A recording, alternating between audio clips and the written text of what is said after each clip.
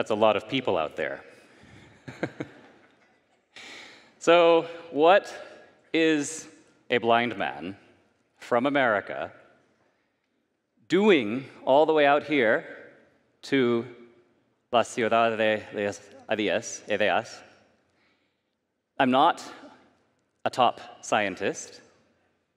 I have not won a Nobel Prize. I am not a famous celebrity. I have not published my own library of books, and I haven't discovered the Force. I click.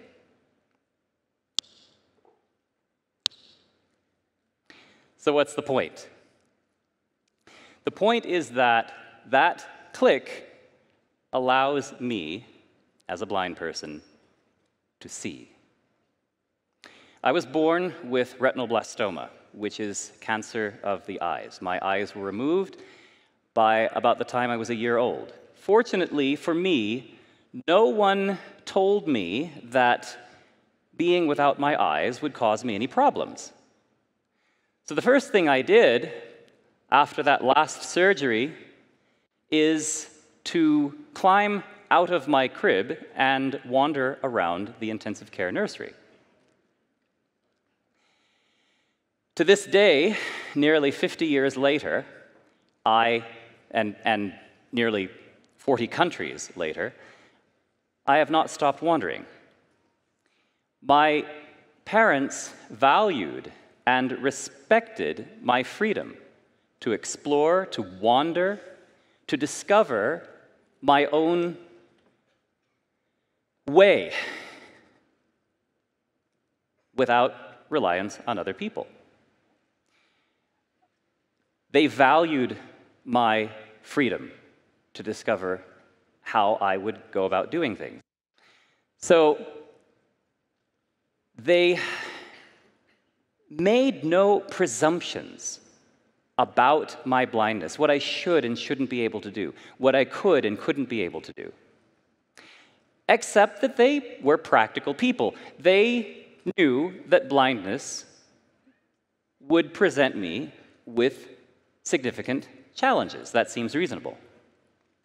So should they raise me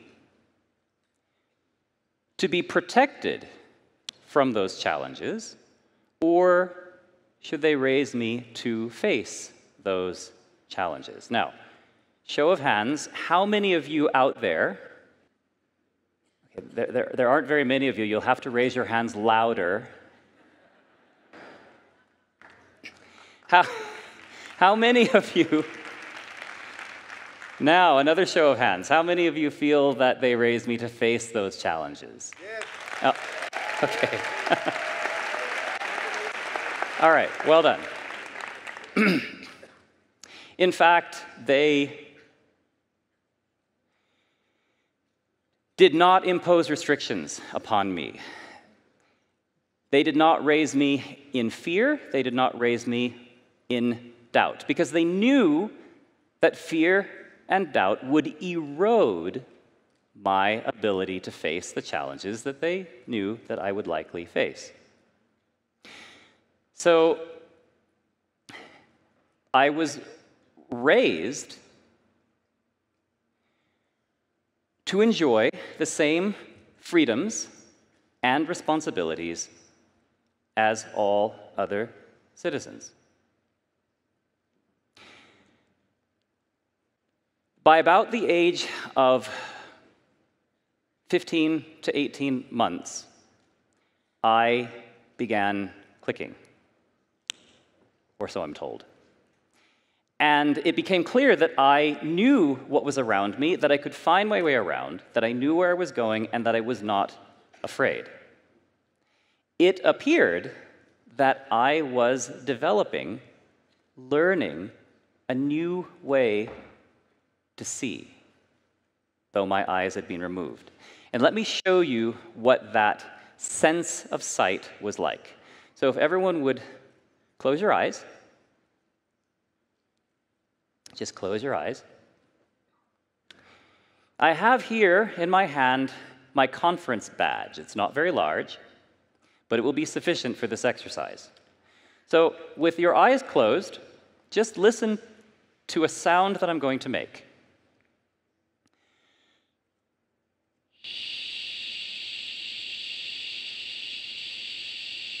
The sound doesn't change, it stays the same. But keep your eyes closed and listen to what happens when I move the conference badge towards me and away from me. Just keep your eyes closed and listen.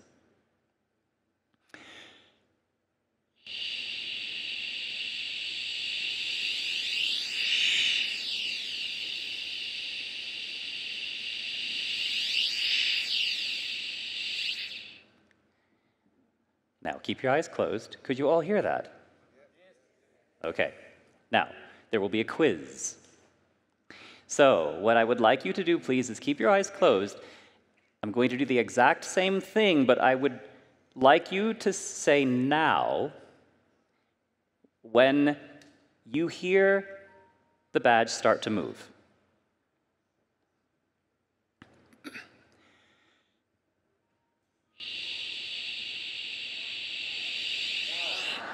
Well done. Open your eyes. I didn't have to bang myself in the face with this badge. Very good.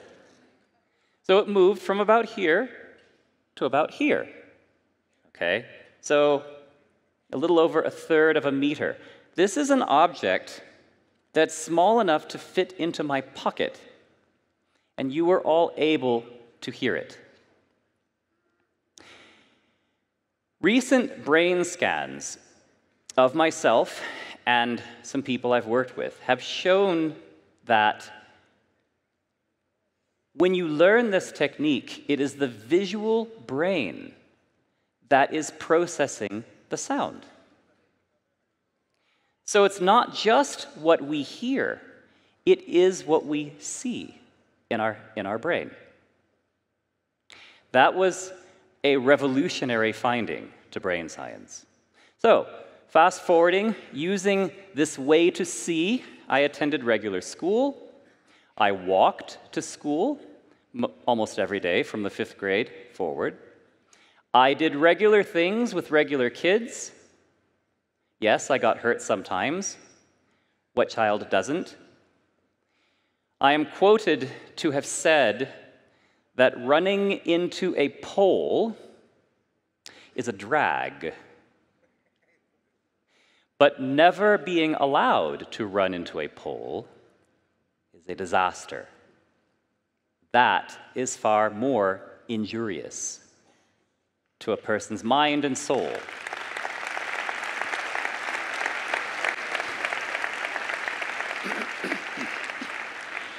I moved away from home when I was 18.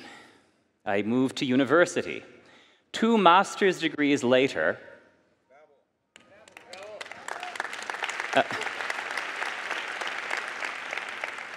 two master's degrees later, I earned the credentials to begin working with other blind people. This was not something I was interested in doing. I had other goals, other plans for my life. However, there were no other blind people teaching blind people how to get around because blind people in those days were not allowed to do that. They could not obtain the credentials to do that. Sometimes the best way to encourage someone to do something is to tell them no. So I began working with people. After all, what can a blind person teach another blind person? I'll show you. We affectionately call this our shameless, over-the-top, whiz-bang video. Let's have a look.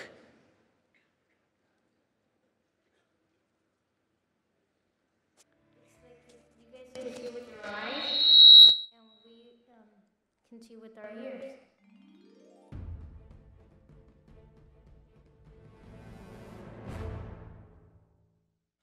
There you go. Now follow me. Follow my voice all the way down. Let it roll. There you go. Good job. All right. Pedal, pedal. Come on, pedal now. I think that the sky is the limit, and I think within the foreseeable future, we will be looking at the human perceptual system and blindness in particular very, very differently. We won't be asking the question, what can blind people not see? We will be asking the question, how much can blind people really see?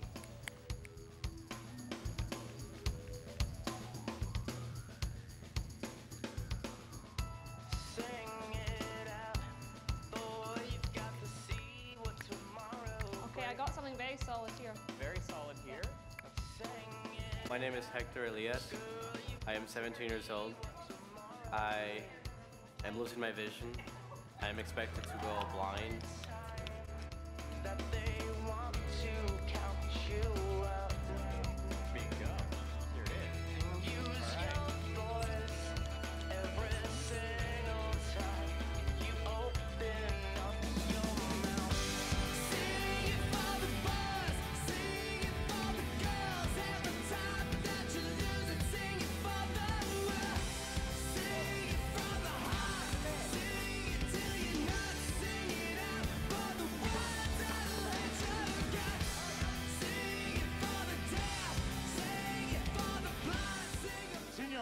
Dalla California, Juan Ruiz.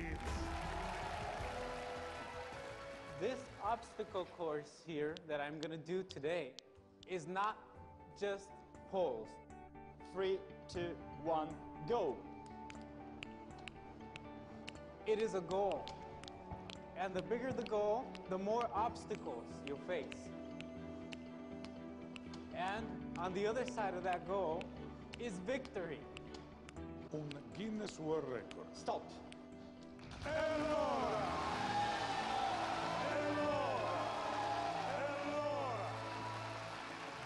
È stato bellissimo vederlo, Juan. Vieni con me, andiamo al centro, my friend.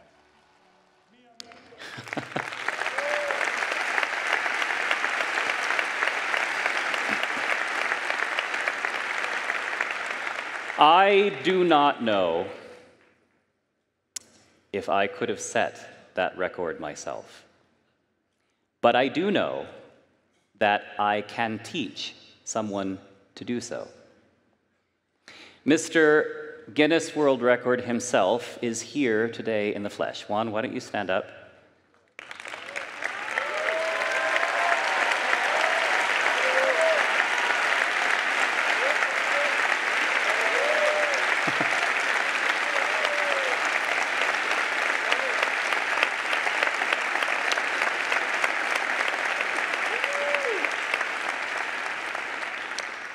You might as well come up here.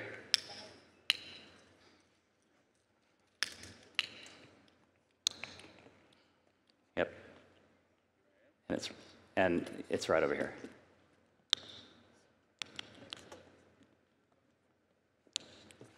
And then it's here. Well, what a challenge. Okay. All right. Come on up. So, Juan is the point.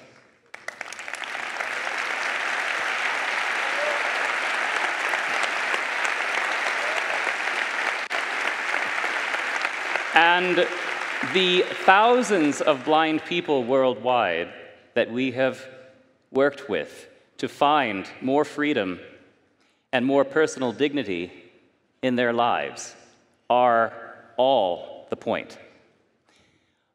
But there's a bigger, deeper point, even beyond the fact that we talk a lot about world hunger. We talk a lot about natural disasters, disease, famine. We talk a lot about a great many ills in the world, and all of these things are worthy endeavors to resolve. But what we often overlook is one of the most basic of human rights, one of the most basic of human needs, and that is freedom of movement. Freedom of exercising one's choices.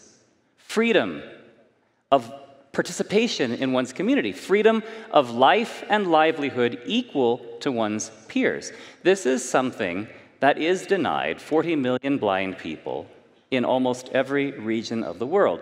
This is something that we at World Access for the Blind are working very hard to address using approaches that are quick, simple, and very effective. Now,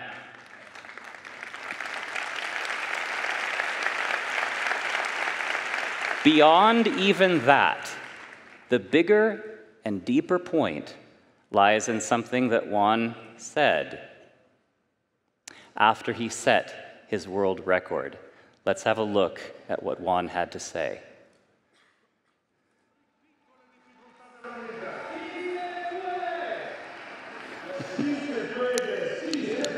Yes, you can.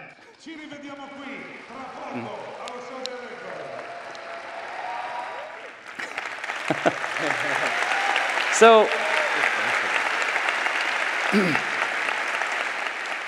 it isn't about what Juan did or what I did. It's about what we all can do.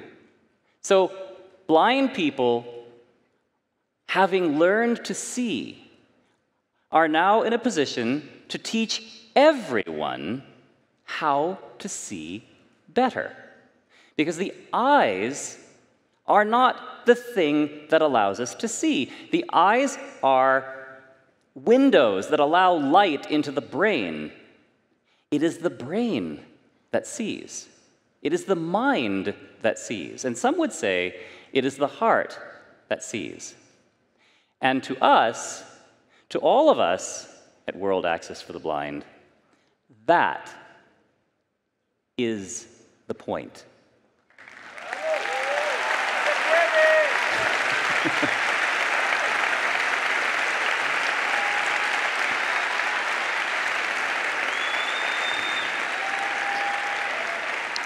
I hope that is meaningful. I hope that is meaningful to you all. Thank you all for your attention.